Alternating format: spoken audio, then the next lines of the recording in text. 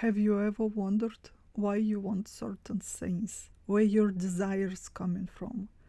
Our desires are deeply rooted in something that most of us avoid acknowledging. Our needs and desires are rooted in our fear. Fear is the biggest motivator. It drives most of what you do in life. And I'm not talking here about fear of spiders or flying on airplane. I'm talking about this core, deep fear that most of us not consciously aware of. It affects how we approach life, work, relationships. It's the thing that you are constantly, tirelessly, mostly subconsciously work to avoid. Most of your decisions and actions are shaped by you trying to protect yourself from this fear. And if you pay attention right now to what's going through your mind, how you feel, how your body reacts to the words I'm saying, you probably may notice that I'm kind of brushing you against the grain. It does not feel good to talk or to think about fear. This is something that we don't want to admit. We don't like to admit our weaknesses. It's very uncomfortable to face your own fears.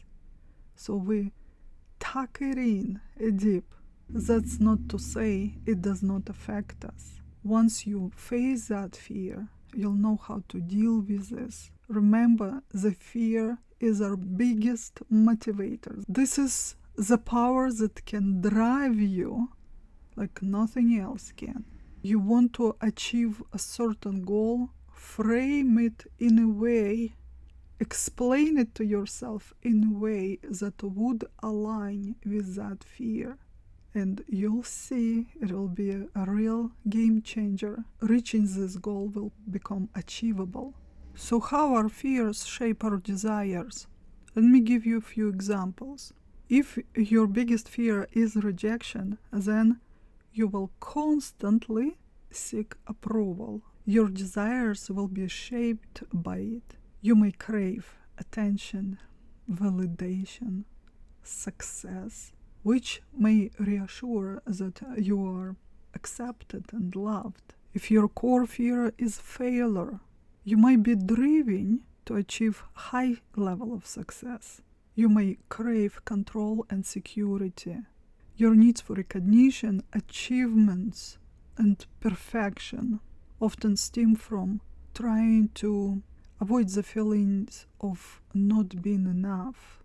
If your core fear is losing control, all your desires may revolve around gaining and maintaining power. You may find yourself needing to be constantly in control of your environment, relationships, and only when you have that sense of being in control, you'll feel safe. Once you understand your fear and see how it influences your decisions and everything you do in life, you can take control and you can use it to your advantage. I'll give you 3 simple steps to start with. Identify your core fear. Recognize the patterns in your life. What are your dreams? What are your goals? What are you trying to avoid? What makes you comfortable and what makes you uncomfortable? And also, when you're daydreaming, what do you imagine? Now take all of it and find one common denominator, and this is your core fear. What situations makes you uncomfortable? Your fear. What do you avoid? You avoid it because you're afraid of something. What are you afraid of? What are you trying to avoid? In your dreams, how you're imagining yourself, what will happen, how you will feel, what will not be present there.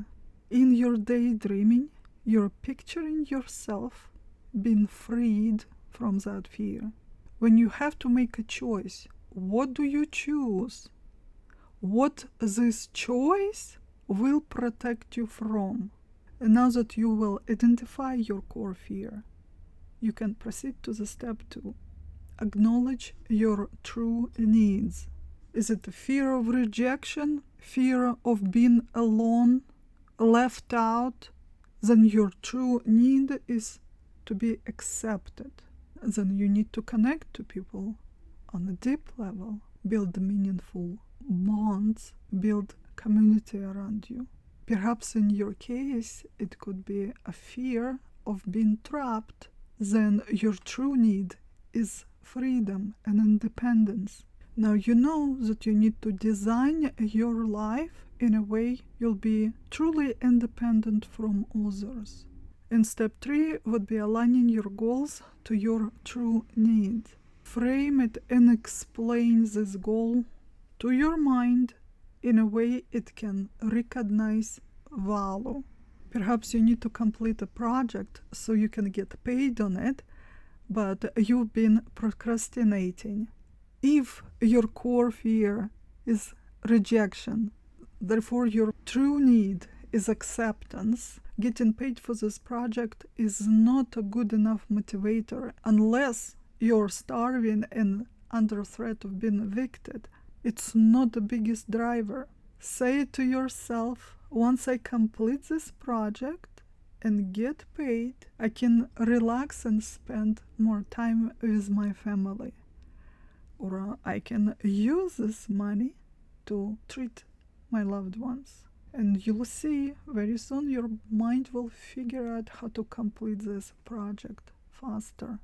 There are 12 most common human fears that drive our behavior. It's failure, rejection, abandonment, loss of control, feeling unworthy, fear of vulnerability, fear of change, fear of being unloved, fear of being insignificant, fear of physical harm or death, fear of judgment, and fear of loneliness. It's not hard to figure out what drives you. Face your fear, befriend it, and make it work for you, not against you.